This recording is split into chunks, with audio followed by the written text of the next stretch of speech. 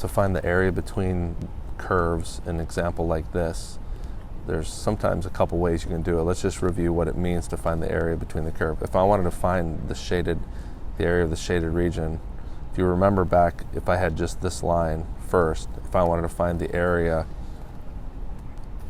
underneath that curve, like if I just shaded it in like this, that whole area, the way I would do that is, one way I could do that is with integration. I could take the integral from whatever it is I wanted, let's say 0 to 2. I could take the integral from 0 to 2 of that equation, x, with respect to x.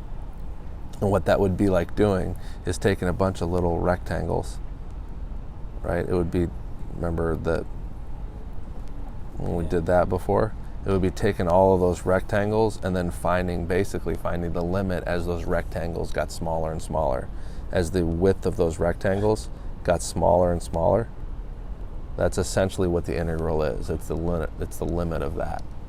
As x gets smaller, it goes to 0. As the width of that rectangle goes to 0, that means the number of rectangles you have gets bigger and bigger and bigger, and it's infinity, and that's really what this integral is. Okay, so with that in mind, how would I approach this problem? So this problem, what I would need to do then is find this point right here, and that point where they intersect, which by the way happens to be 1. I know that, if you can do the work, system of equations.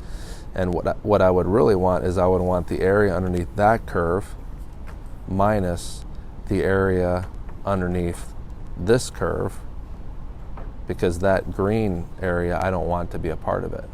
And so how would I do that? Well, I would take the integral from 0 to 1 of the red curve, which is x, minus the green curve, which is x squared. Well, let me give it a better green color there, which is x squared over 4. And that, if I did that with respect to x, if I took that area with respect to x, or I took that integral rather with respect to x, I would find the area of that shaded area, because I'm basically taking the red triangle there and subtracting out that little green section, and that's what I would get there. But I wouldn't be done, because I'd also still have to find the area of this yellow area right here. I'd have to find that, and in order to find that, same kind of difference, right? I'm going to go from 1 to 2, the integral from 1 to 2 with respect to x of this top graph, that top equation, y equals 1, minus the bottom equation, x squared over 4. So it's 1 minus x squared over 4. Mm-hmm. And when I do the work, well, first let me put plus. So when I add those together, that's going to be the total area. So let me do the work down here real quick. I get 21/12. You can check the work there. I'm not going to spend my time. But there's another way you could do this problem. If you want to do it, instead of doing that with respect to x, I could do it with respect to y, meaning I could turn this graph around, and with the same logic, the area to the right of there, from 0 to 1, the area here is actually going to be whatever this graph is minus the y-axis. So that red area, really, the integral of x squared over 4 dx is going to give you that red area right there. So all I have to do is subtract from that the integral of let me change the color on this area right here, that green area. If I subtract, whoops, I said dx. Oh my gosh, I just totally made a mistake. My bad. I need to take these equations and convert them, solve them, instead of for y, solve them for x, and then I could do what I was describing. So take this equation, and instead of solving it for x, solve it for y.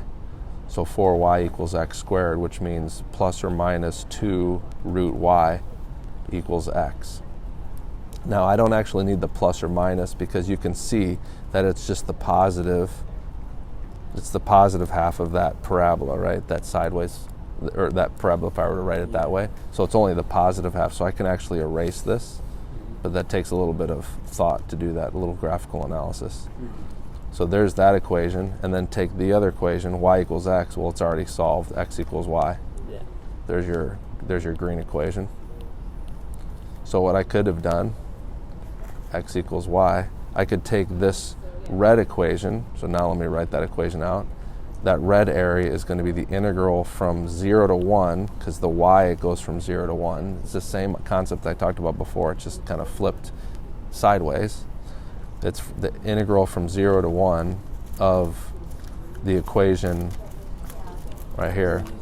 You don't have to use the y equals 1 equation. 2 root y with respect to y. Wait, can you just do like the top equation? Y equals 1. And the other one would be, so I would have to subtract from that the integral again from 0 to 1 of the green graph, which is just y with respect to y, which is a simpler process because I don't have two different sections to have to deal with like I did when I did it the other way. I only have one section to deal with because it's just red minus green. So this would equal, again, let me do the math quick. So you could actually write it like that. You could write it all as 1 because it's all from 0 to 1. So you could do it, this is what they were talking about, just subtract the right minus the left. You're doing always right minus left because you're doing it with respect to the y-axis. So you're thinking of it like that. So this equals, and when I do that I get the correct answer, which is 5, 6, which makes me realize I made a mistake on the other one. And sure enough, you can see where the mistake was. I'll put it in purple in here. I forgot to do this. I forgot to subtract. I forgot to subtract 1 minus 1/12. So I forgot to subtract 11/12. So minus 11/12 is 10/12, which is 5/6. So I made the mistake previously, not on that one. So you can just